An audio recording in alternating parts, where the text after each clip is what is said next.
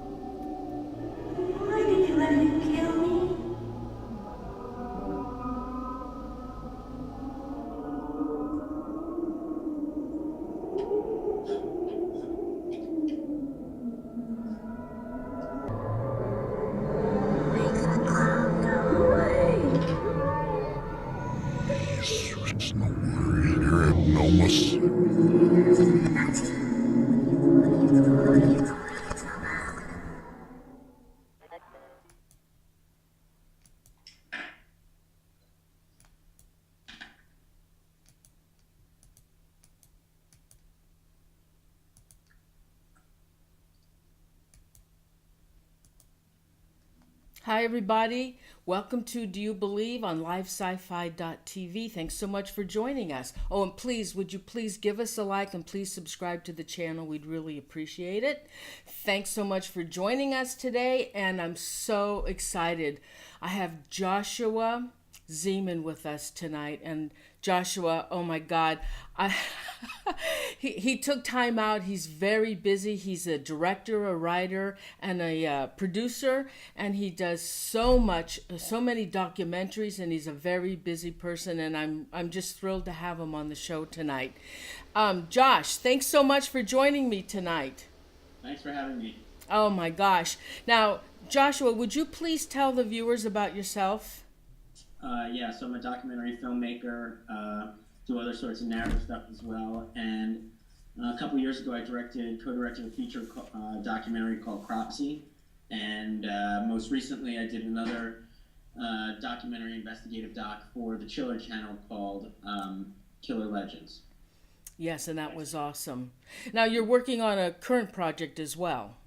Yeah, currently I'm working on another documentary project about the Gilgo Beach murders. Some people may know that as the Long Island serial killer, and that is basically they found 10 online escorts or escort workers dead in Long Island a couple years ago, and to this day they still have not caught the guy who did it, and they believe he'll come back. He's seasonal. And so this documentary kind of picks up where the police investigation left off, and a lot of it is about just the changing face of crime on the internet. Awesome. I hope you come back and do another show with us. Yeah, exactly. So why don't we start with your documentary, Killer Legends? Sure. They played it all day on the Chiller channel. It was fabulous. So let's do the show tonight on Killer Legends. Sure. So basically, off Cropsy, just to give you a little backstory, I did this film called Cropsy that was about this urban legend that we had growing up in Staten Island, New York, and a lot of the kids in my generation, the 80s, late 70s, or early 80s. And that was about an escaped mental patient who lived in the basement of this abandoned mental institution in the middle of Staten Island called the Willowbrook Mental Institution. It had been fairly famous back in the day as being what was called a Snake Pit Mental Institution. And we would always go there as kids and hang out and keg parties and things like that.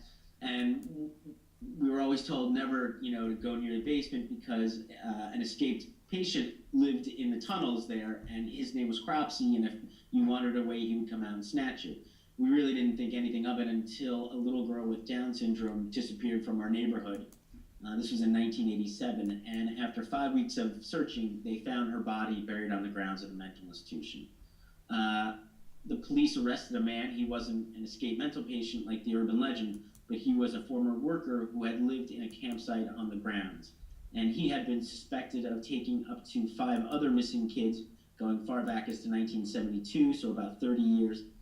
And so for a lot of the kids in Staten Island, the urban legend came true. And so the question is, what really came first? Was it the urban legend?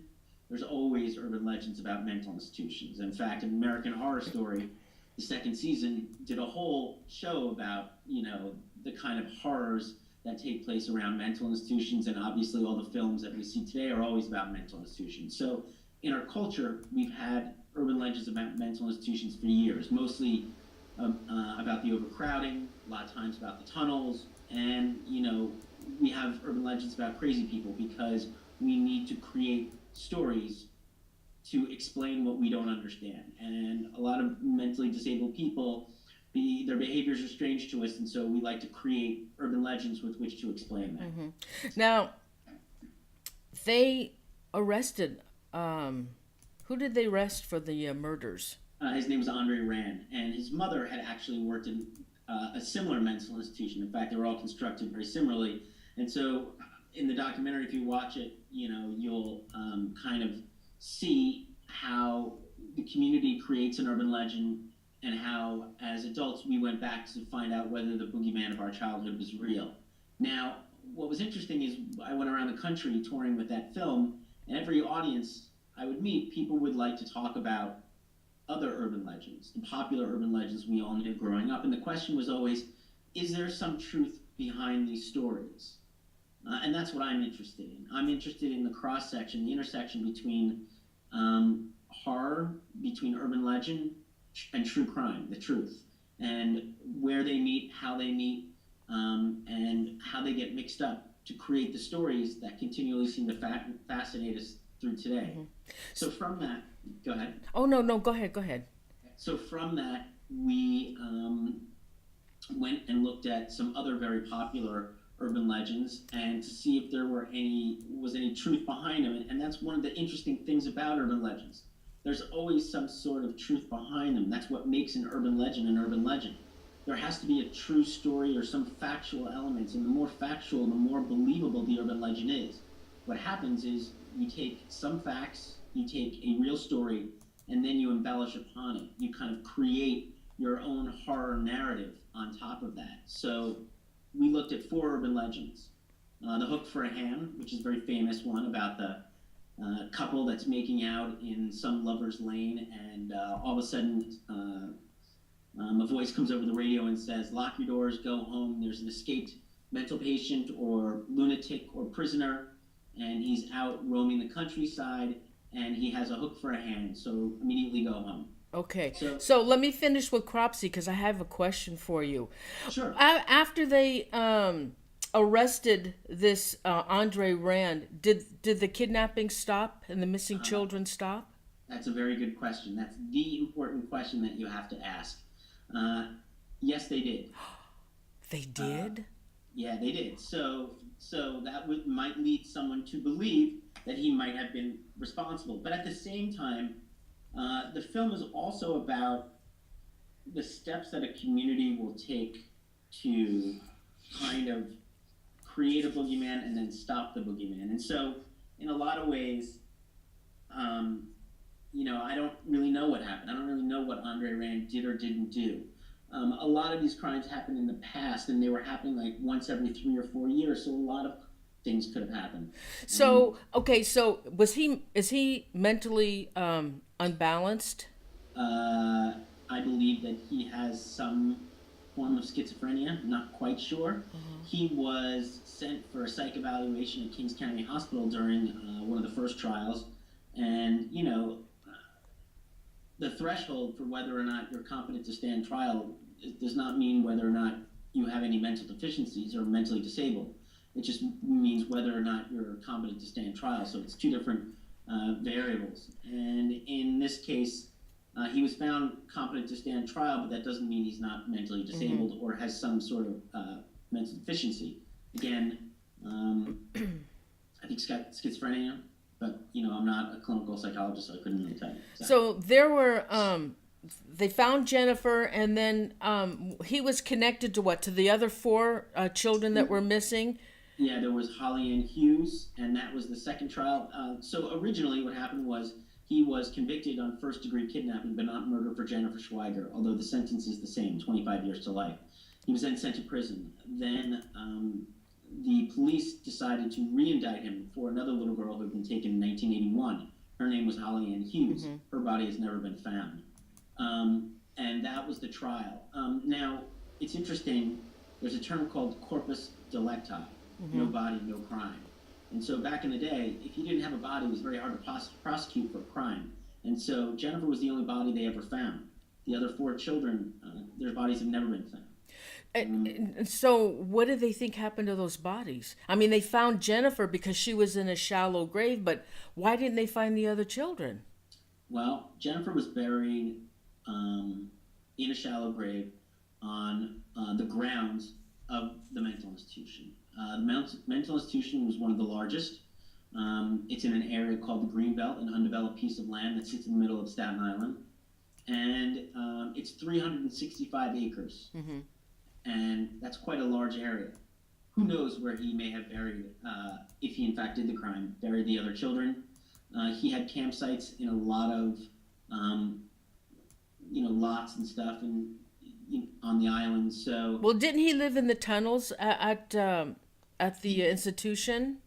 Well, in fact, a lot of what happened was, and one of the larger themes in the documentary is about what's called deinstitutionalization in the 1970s. Through fiscal crisis and through Reaganomics and through a lot of the policies at the time regarding our mentally ill, rather than warehouse them, which was a horrific thing to do, we decided to let them out, which is both good and bad. Good because it changed the warehousing of individuals. Bad because we did it in an incorrect fashion. A lot of times, we just let people out without much follow-up.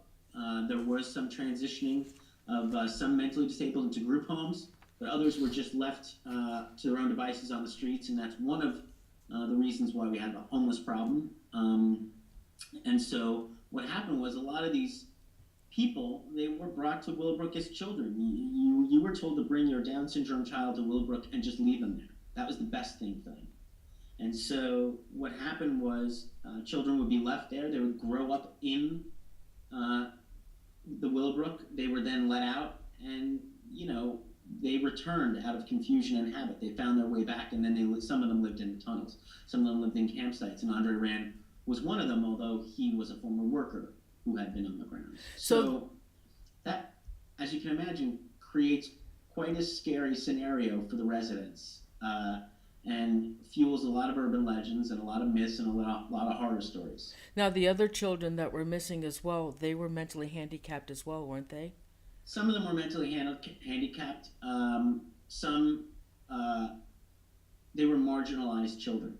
Andre Rand, if you watch the documentary, one of the ideas is that Andre Rand had a messiah complex. He believed that he was killing children in an effort to save them from a life of institutionalization or from unwanted parents. And so a lot of what he was doing was kind of finding marginalized children. Now those children are they're easier to take because, let's say there's a dependency issue at home, or because they're mentally disabled and they wander off and things like that. And at the same time, that also fueled why he was taking them. All right, so go ahead. You done? No. Okay, so let's move on now to the Candyman. Sure, the Killer Legends. Yes.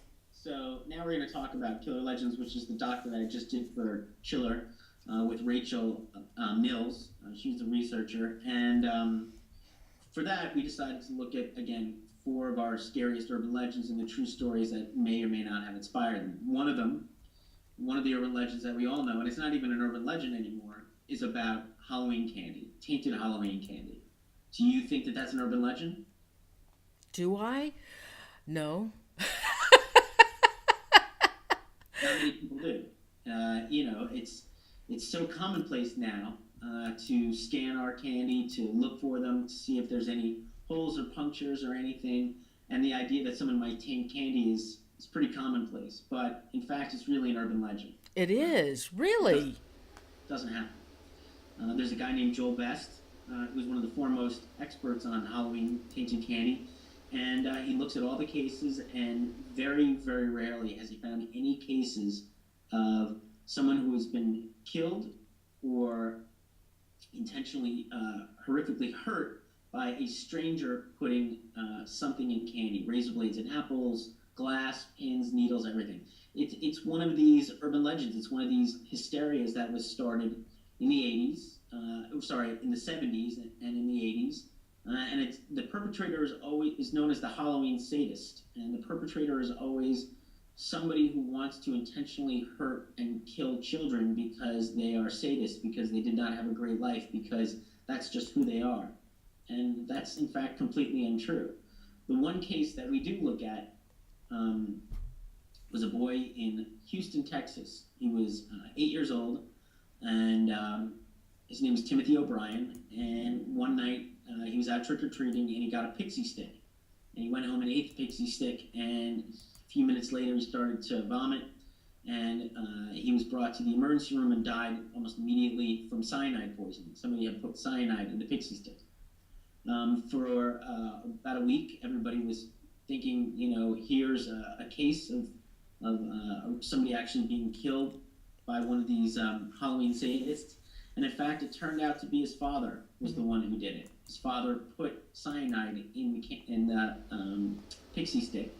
And he did it because he had heard all the cases of tainted Halloween candy, and he thought this would be the perfect crime. He thought the urban legend would cover up the crime that he was committing, and he did it for insurance money. Mm-hmm. What's interesting is that when it was investigated, there were no actual cases, and so suddenly this suspicion was brought back upon him. The police looked at it, and suddenly they decided to convict him of the crime. And so this is something very interesting in the world of urban legends and in the world of folklore. It's called ostension, and that's when somebody enacts an urban legend thinking that it's real. They want to enact the urban legend. For example, the other urban legend of devil worshippers in the woods. Kids go out in the woods. They love to play.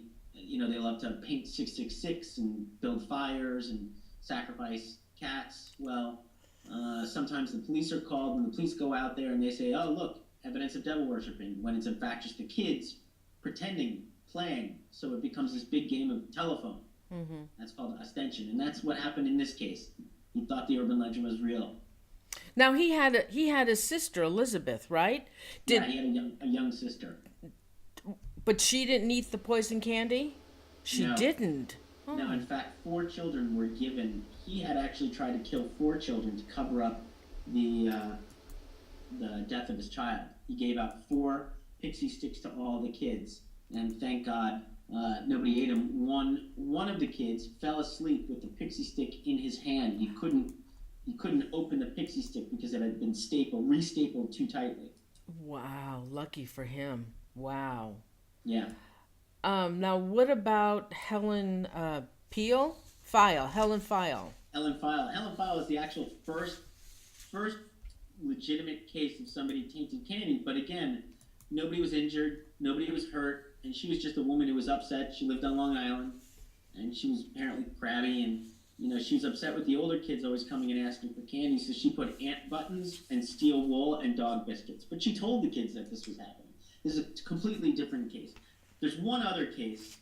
A kid, I forget where it was, I think it was in California. A young boy had died ingesting heroin.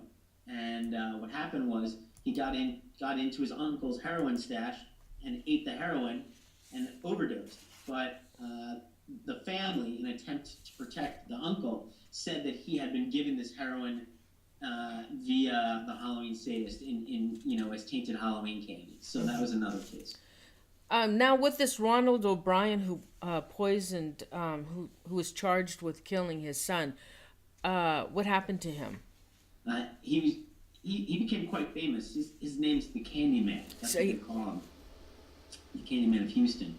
And in fact, there was another Candyman of Houston, interestingly enough, named Neil Coral, who was a serial killer who John Wayne Gacy ended up modeling some of his MOs on that guy, and he ended up killing like 27 people. But Ronald Clark O'Brien is the real Candyman of Houston. And Ron Clark O'Brien went to prison, but what's interesting was he got caught up as a poster child for anti-death penalty. And so when there was a stay of the death penalty, he languished in prison until finally we reinstituted the death penalty in Texas, and finally Ronald Clark O'Brien was executed. He was the second person to be executed after we reinstituted the death penalty, and he was killed in Huntsville, Texas, the most infamous death chamber in all of the United States. Okay, let's move on now to When a Stranger Calls. The babysitter. I love this one. Right, the babysitter and the man upstairs. And, that's the name of the urban legend. And of course, this was one of the first times, in fact, that an urban legend, almost in its complete entirety, was remade into a movie. Do you know what movie that was? Oh, yeah. I can't. Go ahead. Yes. Oh, yeah. When a Stranger Calls. When a Stranger Calls, that's right. So here you had a movie taking the urban legend almost word for word, redoing it in the first 20 minutes. And then the rest of the movie is almost just kind of like a replay of that urban legend. And, When a Stranger Calls is a very scary film. Obviously it's a babysitter's home alone. She's talking on the phone, or maybe she's entertaining a boyfriend, and she suddenly gets a call, and the voice comes over and says, "Did you check the children?" She thinks it's a prank. Someone's trying to scare her. She hangs up. Guy calls back again, says, "Did you check the children?" This time there's a devilish laugh. She hangs up. Now she's scared. She calls the operator and says, "Operator, somebody is harassing me. Can you please trace the call?" And she hangs up, and then the guy calls back again. "Did you check the children?" And she screams, "Leave me alone." She hangs up the phone. All of a sudden, the police or the operator call back and say, "Get out of the house now." And then she says, "Why?" And she says, "Because the calls are coming from inside the house." Yeah, that is. And at that moment, she looks over and sees the stranger coming down the stairs, typically with the heads of the dead children.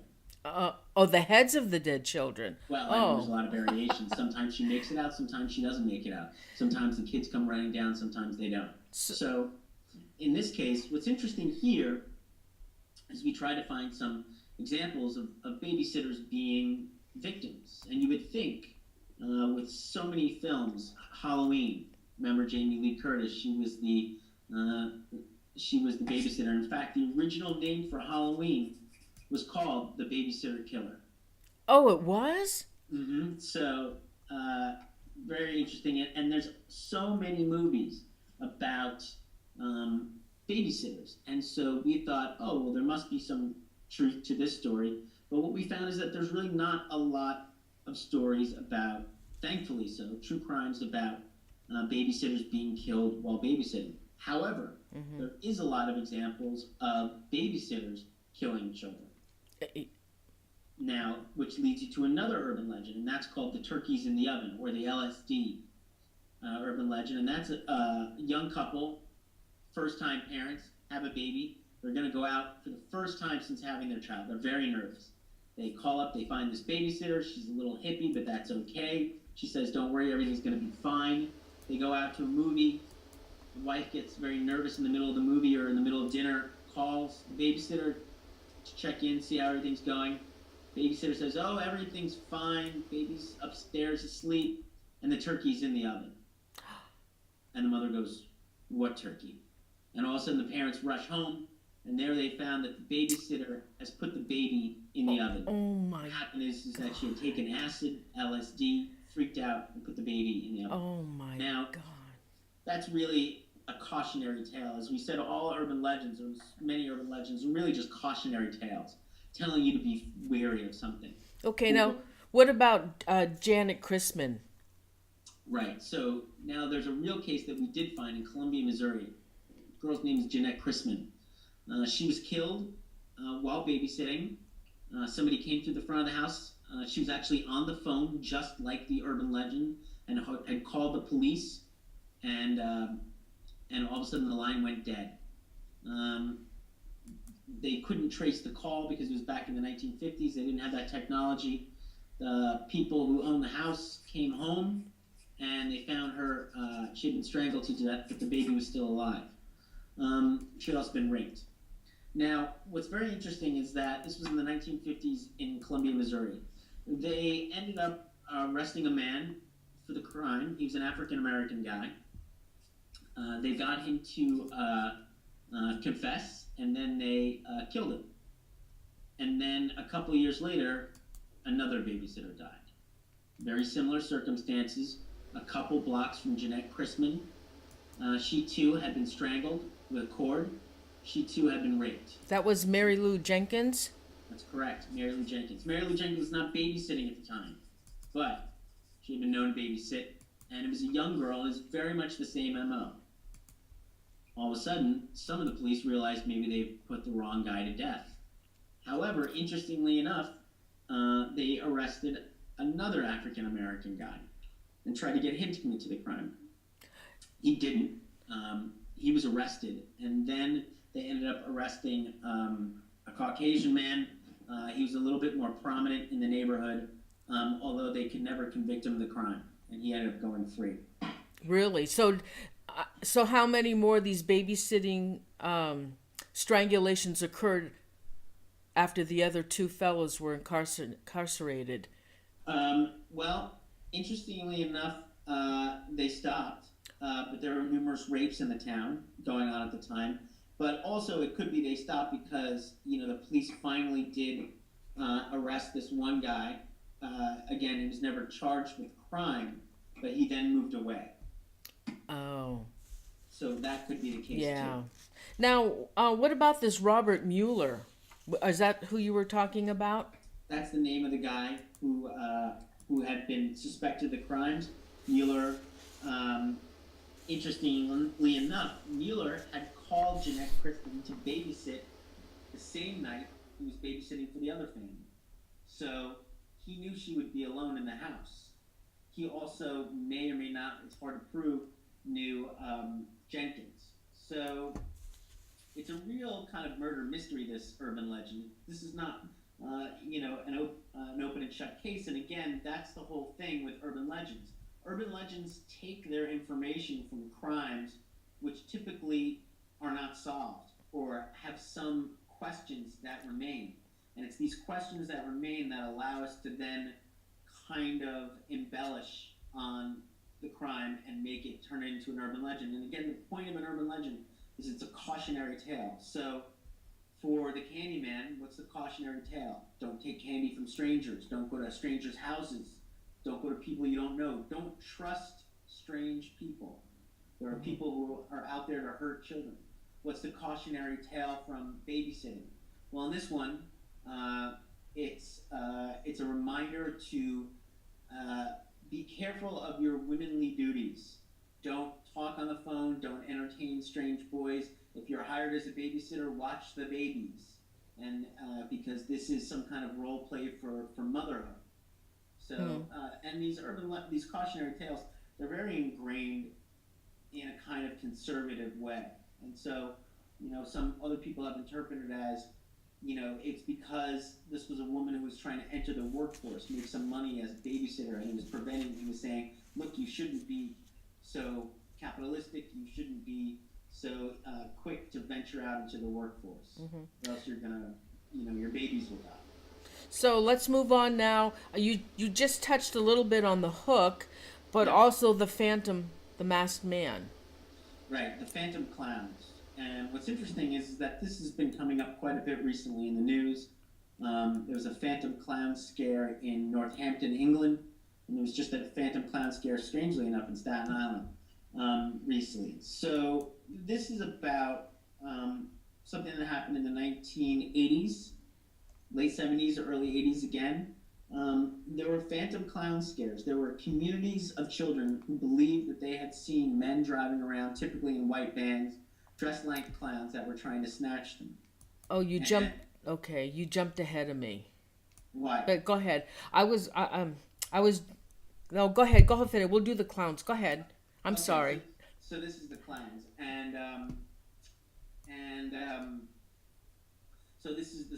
So in this case, throughout the 80s, children were seeing these men driving around dressed like clowns.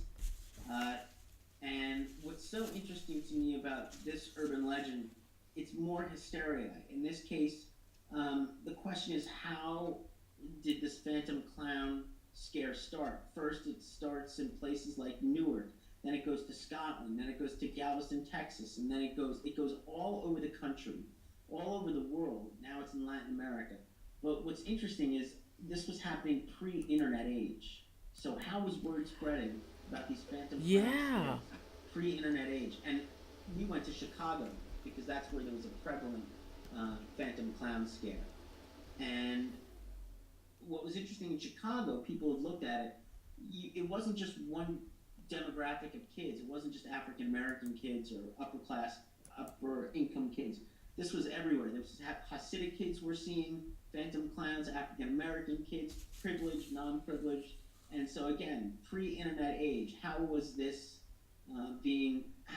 passing between isolated groups of kids between isolated towns pre-internet? And so, a lot of it is really about how clowns became so creepy. They're originally supposed to be these kind of lovable, fun characters, but somewhere along the way they turned creepy. Somewhere along the way we start to see these phantom clown scares. And some people believe that a lot of it started, with Stephen King, It, or with Poltergeist. But actually, the phantom clown scares started before that. And a lot of people kind of peg the beginning to be John Wayne Gacy. John Wayne Gacy, the serial killer from Chicago, who dressed as a clown. Now, what's interesting about Gacy is that he never actually killed anyone as a clown, but he's always associated with being Pogo the Clown, the dark side of the serial killer. So Josh, when he dressed up as a clown, that was a character? He was Pogo the Clown? Would he attend functions as Pogo the Clown? Yeah, he would do all this stuff, but what's interesting, he would do birthday parties and things, but again, he never killed as the clown. A lot of the movies that you see now, they show John Wayne Gacy as the killer clown, but that's not what he ever did. He liked to put on masks, and he liked to dress up to be something he wasn't, but he was never quite evil. Josh, what is your take on that? Since you like to investigate murders and mysteries and stuff, wouldn't you think that if he stayed dressed up as a clown, that would make it easier for him to do his killings, because he would be somebody else. He would be Pogo and not John Wayne Gacy. That's what I think about Gacy is that, and what we say is that his normal stuff was pretty sadistic, and so he dressed like a clown to have a break from being so sadistic. He liked always to be the center of attention, but then he could be the center of attention but not be so sadistic. It was John Wayne Gacy, the normal human being, who was the killer. He was he would lure teenage boys. He dressed like a cop, actually. He dressed like a police officer and went to a park where all these young boys were hanging out, prostituting themselves, and he would fake arrest them, put them in handcuffs, and bring them back to his house. So he was a guy who kind of dressed up a lot. He liked to wear a lot of different hats, and he liked to be a lot of different roles, and he liked to be the center of attention. You know what I've noticed in your documentary? That most of these killer legends, they're all referred to as boogeyman. Well, I really find that to be very interesting. I'm kind of fascinated with the idea of the boogeyman. And where the name the boogeyman came from? No. Apparently there was a group called the Boogies. They were, I forget exactly where, but it's Indonesia.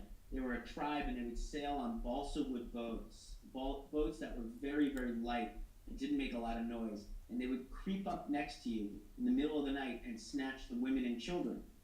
And so that is how the name Boogeyman came into play. Wow, okay. So now he also, what's the self-portrait that he did? Right. Well, I think that goes to the fact that Gacy liked dressing up as a clown, but I don't think he knew. I mean, there's, who knows what's in his mind. I don't think he knew how creepy he was. I think only as culture went on, we started to create clowns as being more creepy. But then I think once we found all these people, there's tons of people out there who love serial killers and they're obsessed with serial killer memorabilia. I find it pretty macabre, but, and they love the fact that he was this killer clown because it's so absolutely scary. So I think he started to then, in prison, as a way to get attention, was to kind of make self-portraits of him as Pogo the Clown, because I think the public really liked it. The public idolized him as that killer clown, and I think he bought into that. Wow. And he killed what, 33 people, right? Yeah, 33 young boys. And Yeah, they found them all in the was it underneath the house? yeah, yeah. We actually talked to Bob Egan. Uh, they didn't find all 33. They believe he killed upwards of 45 people. And in fact, there's some very interesting people right now. If you do some research online, you can find some interesting detectives who are believe that they know where there are other bodies buried. Oh, really? Mm-hmm. In Hmm. the neighborhoods. So let's go. Okay, now let's go back. Let's go to the Phantom, the hooded. Right. Now Oops. this is the probably the most popular urban legend. Uh, the the hook for a hand, and this one became famous in the 1940s, 1950s. This urban legend, again, the couple making out in the front seat of the car. News flash comes over the radio: "Go home, lock your doors." Coitus interruptus between the boy and the girl. She says she wants to go home. The boyfriend's obviously frustrated because he can't, get that sex, and he jams on the gas pedal, pulls away, takes the girl back to her house, and as he's opening up her door, he sees dangling from the door handle the maniac's bloody hook. And so they were just minutes away from getting killed if the girl hadn't thankfully said that she wanted to go home. Now, what's that cautionary tale about? That's about premarital sex, telling you that you shouldn't have premarital sex, or else you're going to get killed with a hook. You're going to get penetrated with a hook. And so, very obviously conservative cautionary tale there. Now, there's some speculation as to where this might have come from, but we do know that in Texarkana, Texas, in the 1940s, there were 4 couples who were killed in the front seats of their cars and some other places by a mysterious man known as the Phantom in Texarkana. And what's very interesting to me is that he's never been caught, or they think they know who did it, but he was never caught. And the kind of legacy of the Phantom still lives on today. One of the reasons a lot of these urban legends live on is through film. We Mm-hmm. no longer tell them orally around the campfire. We put them in movies, just like the Babysitter Killer, just like the Killer Clowns, just like all of our other urban legends. The Hook, the Phantom, especially of Texarkana, was immortalized in the 1976 cult classic film The Town That Dreaded Sundown, directed by Charles B. Pierce. Now, what's amazing about Charles B. Pierce is that his film before that was called The Legend of Boggy Creek, one of the most successful independent films of all time, and a very weird movie. And what was so interesting about it was the way it blended reality and fictionalized filmmaking back in the day. It was almost like a found footage movie. In fact, it was the first found footage movie, and the makers of Blair Witch said that The Legend of Boggy Creek was one of their inspirations. Really? Yeah, and Ah. this is Charles B. Pierce. Now, Charles B. Pierce lived in Texarkana, Texas, and so he made this story about he made this movie about this story that affected him as a child, and this phantom who was never caught, who terrorized all these kids in the hometown. Now, what's also very interesting is that in the way in which the film is a quasi documentary, and it says that the killer could still be walking around today, and it shows you the killer kind of walking around. Very interesting, and ever since the movie came out, because it purported to be a documentary, there were certain liberties that were taken story-wise, and now the residents of Texarkana believe the movie rather than the facts of the case. The movie has taken over as the urban legend. Like the incident with was it Betty Joe Booker? And the Yeah. trombone, that's right. Betty Jo Booker was shot and killed. But in the movie, Charles B. Pierce wanted to kind of jazz it up a little bit, and so he ended up having the Phantom tie Betty Jo Booker to a tree, and tying a knife to her trombone. She was not a trombone player, but she carried a trombone in the movie, and the Phantom stabbed her repeatedly while she was tied against a tree with this knife attached with trombone. Now, a lot of people think that's how Betty Booker Joe was really killed. In reality, Betty Jo Booker was a saxophone player. Right. It's very hard to kill someone with a saxophone like that. And so they think that they know that's become the new reality. That's become the new truth. And so what we were interested in is not only that, the question is kind of like, how do the movies affect the true crime? How do the movies affect the case? And what's interesting here, what the town does is every year they play The Town That Dreaded Sundown at a special outdoor screening in Spring Lake Park where one of the murders occurred, very close to the site where the murders happened. So what's happening? Folklorists would call this legend tripping. And that's something that a lot of people do. It's where you kind of go to the spot where a murder or a sighting or the haunted house in your neighborhood, you go there as a kid or a young adult or even as an older adult, and you like to kind of test the bounds of whether you're scared or not. You like to get your blood racing and your heart flowing. Sometimes you like to bring a girl there, and that's why they say scare the pants off somebody.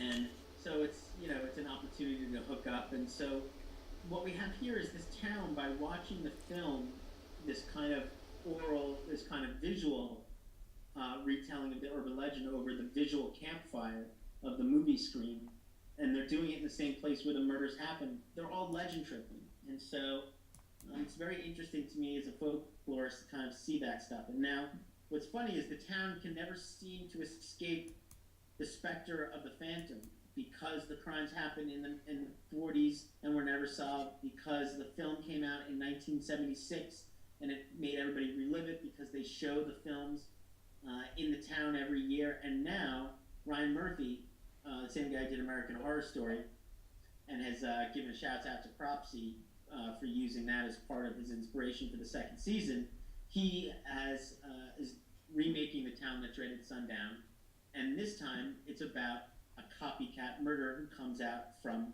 the screening. So in a lot of ways we have life imitating art, imitating life, imitating art, and the snake eating the tail.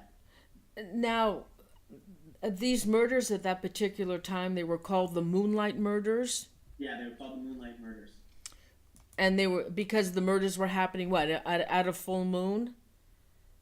Well, it's said that they happen around the full moon, but that wasn't actually the case. Okay. Now, what this reminds me of? Now, so this was a Lover's Lane type area where these young people would go to. Yep. And how many murders did this phantom kill in that area? I think he killed 5 people, but he also shot a couple in a farmhouse as well. They said that the hook for a hand might not have come from this case, but it could have happened from the Carol Chessman, the Carol Chessman murders, the Red Light Bandit. Oh yeah. Which happened in California off Mulholland in the 1960s. Yeah. Well, this also reminds me of the Zodiac. Yeah, exactly. It has a lot of shades of the Zodiac as well. And what's very interesting to me is that a lot of it's also very logical when it comes to crime. I mean, if you're crazy and you want to kind of kill couples or maybe rape a girl, where else are you going to do it? Where's a better place to do it than at some kind of desolate Lover's Lane, where you're going to catch 2 people in a compromising position, where you're going to find a man and a woman already having sex, and where chances are there's not going to be a lot of law enforcement or a lot of other people who aren't going to be around to see them, because you're going to Lover's Lane to kind of make out, to be hidden. Mm-hmm. Interesting. Well, it was I absolutely love your documentary. Absolutely love it. Now, Josh, do you have a website, or where can people go to get your documentaries? They can, perhaps you can see on Hulu or Netflix. You can go to our website, www.cropsylegend.com. That has, you can buy a DVD there that has like about 45 minutes of deleted scenes that weren't in the documentary. And if you haven't seen that, it's very interesting because it adds a whole nother dimension to the case, because there's about 45 minutes of things that we couldn't put in the movie that are very interesting. You can see that off the website. And of course, you can catch Cropsy on on Facebook as well. Awesome. And then what about Killer Legends? Killer Legends should be showing again on Chiller, and if you don't have Chiller, it will be coming out streaming, and you can also ask on Facebook, and we can tell you how to get your own copy. Josh, thank you so much. I know you're so busy. Oh my God, you took time out to do my show. I'm so excited. Thank you so much. It was such a pleasure to have you. And after you do your other documentary, I hope you will come back and we can talk about it. Oh, I will. Thank you very much. Thank Take you. care. Everybody, thanks so much. Thank Josh for being on the show with us. And thank you, everybody, for joining us. And please don't forget to give us a like and please subscribe. Thanks so much, and we'll see you next time. Goodbye. Bye, Josh. Thank you. Hold on.